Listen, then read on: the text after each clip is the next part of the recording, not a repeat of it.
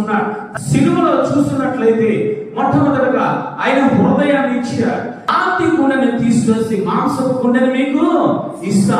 హృదయాన్ని ఇచ్చాడు మనిషికి మొట్టమొదటిగా. రెండవదిగా ఆయన శరీరాన్ని ఇచ్చాడు. ఆయన శరీరము నలగొట్టబడింది, ఆయన ప్రాణమును పోగొట్టాడు. నాలుగవదిగా ఆయన సమయాన్ని ఇచ్చాడు. 3.5 సంవత్సరంలో యవ్వన ప్రాయాన్ని సమయాన్ని ఇవ్వడం జరిగింది.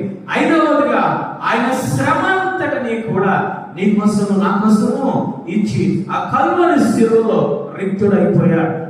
ఈరోజు నీకు అన్నీ ఉన్నాయి. దేవాంత దేవునికి ఏమి ఇవ్వగలుగుతూ ఉన్నావు?